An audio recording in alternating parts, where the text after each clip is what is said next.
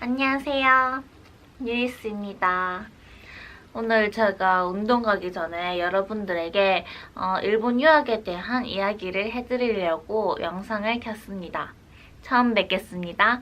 저는 지금 일본 회사원 3년차이고요. 고등학교 2학년 때 1년간 교환 유학생을 다녀왔고, 그리고 4년간 오사카 대학교를 다녀왔고, 그리고 지금 3년차 직장인입니다. 이 영상을 클릭하신 많은 분들이 수능 점수가 저렇게 낮은데 어떻게 일본의 유명한 오사카 국립대학교에 들어갔는지 궁금하셔서 이렇게 영상을 클릭하실 거라고 생각을 해요. 그래서 오늘은 제 스펙에 대해서 이야기를 하고요. 그리고 이제유, LPT 점수, 그리고 소논문, 면접 이야기까지 자세하게 알려드리고, 그리고 어떤 학교에 지망을 해서 어떤 학교에 붙었는지까지 다 이야기해드리도록 하겠습니다. 그럼 가실까요? 뿅! 먼저 첫 번째, 일본 유학 준비 기간입니다. 저는 고등학교 고3 6월부터 재수를 포함해서 약 1년 6개월 정도 준비를 했습니다.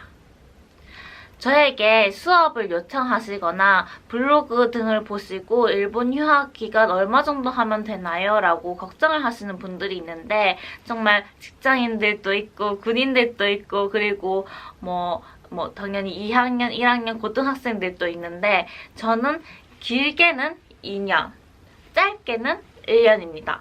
단지 1년인 경우 JLPT 2급을 가지신 분들은 1년을 하시는 것을 추천드립니다. 그리고 2년은 정말 JLPT 상급 시작합니다. 그런 분들은 꼭 2년을 준비하시길 바랍니다. 왜냐하면 일본 유학을 딱 가면요, 정말 일본어밖에 안 들려요. 그래서 일본어로 수업을 듣고 논문을 쓰고, 그리고 사람들이랑 토론을 할 수 있고, 그런 상황이 돼서 일본을 가야지 수업을 들을 수 있고 장학금도 받을 수 있고 유익한 생활을 할 수 있기 때문에 저는 꼭 일본어는 2급을 따시고 가셔야 된다고 생각합니다. 그래서 저는 2년? 아니면 1년 반 정도의 기간을 준비를 하는 것을 추천드립니다. 네, 그러면 두 번째, 이제유 점수를 공개하겠습니다. 저는 총 3번의 이제유를 쳤습니다. 먼저 첫 번째, 고등학교 3학년 11월 달에 친 이제유입니다. 일본어 301점, 기술 40점, 종과 140점, 그리고 수학 102점. 엄청 낮죠? 그런데 저는 이 점수로 오사카 대학교에만 지원을 했습니다. 그런데 이때는 발이 부러져서 일본에 갈 수도 없는 상황이라서 원서비만 내고 재수를 결정했습니다. 그러면 두 번째 이제유, 재수 첫 번째 이제유. 짠! 네, 이렇게 두 번째 이제유는 326점, 일본어 326점, 기술 40점, 종과 168점, 그리고 수학 120점입니다. 처음보다는 조금 많이 높아진 것 같아요. 그리고 세 번째 이제유. 짠! 일본어 362점, 기술 45점, 그리고 종과 196점, 그리고 수학 128점입니다. 어때요? 엄청 많이 높아졌죠? 저 문과생들 같은 경우에는 무조건 종과, 그리고 이제유, 일본어, 기술, 특히 기술 점수가 많이 높아야 되는 것 같아요. 특히 일본의 유명한 교토대학, 오사카 대학, 그리고 와세다, 게이오 등등에 가시는 분들을 보면 기술 점수는 40점은 꼭 넘어야 되고요. 45점에 다달하는 사람들이 많은 것 같아요. 자, 그러면 JLPT 점수도 공개하겠습니다. 짜잔! 저는 JLPT 1급, 2급을 쳐서 둘 다 합격을 했습니다. 이거는 필수는 아니지만 가지고 있으면은 이력서에 넣을 수 있을 정도입니다. 그래서 제 PT는 가능하면 일본어 공부하시는 사람들은 그냥 쳤으면 좋겠습니다. 자기가 일본어 점수가 어느 정도 되는지 이제 파악할 수 있는 평가 수단이 되기 때문입니다. 토플 점수를 공개하겠습니다. 저는 토플은 정말 낮았어요. 62점. 이거는 제가 재수 때 땄던 점수인데요. 재수 거의 한 3월, 4월 때 점수를 그냥 많이 빨리 따고 저는 일본어에만 집중을 했어요. 그래서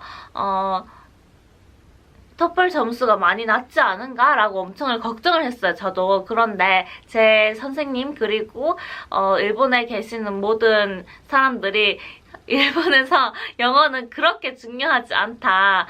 정말 영문학과에 가지 않는 이상 그냥 일본어에만 더 집중을 하라고 하셔서 저는 그 말만 믿고 열심히 일본어를 했습니다. 그러면 소논문이랑 면접인데요. 소논문이랑 면접은 점수를 알 수 없기 때문에 제가 오사카 대학교에 들어가가지고 선생님들에게 제가 왜 뽑혔는지에 대해서 물어봤어요. 그래서 그 면접관 선생님이 얘기하시기를 첫 번째, 자기 이야기를 명확하게 일본어로 표현할 수 있다. 그리고 재미있게 커뮤니케이션을 할 수 있다. 그리고 세 번째, 무엇보다 내가 가지고 있는 이 가치관이 뚜렷해서 그거를 다른 친구들과 이야기할 때 잘 전파할 수 있겠다라고 말씀하셨어요. 그리고 소논문에 있어서도 서론, 본론, 결론에 따라서 문장이 조리 있게 적혀져 있고 450자 안에 쓰는 그 소논문에서도 자기 가치관이 뚜렷해서 더더욱 뽑고 싶었다라고 이야기를 하시더라고요. 너무 감사합니다. 일본에서는 면접이랑 그리고 소논문이 진짜 제일 중요해요. EJU 점수, 토플 점수는 그냥 기준치만 좀 넘으면 되는데 특히 소논문, 면접은 정말 가리기 어렵거든요. 그래서 저는 이 공부를 진짜 죽도록 열심히 했으니 이 이야기를 다음 영상에 제가 찍도록 하겠습니다.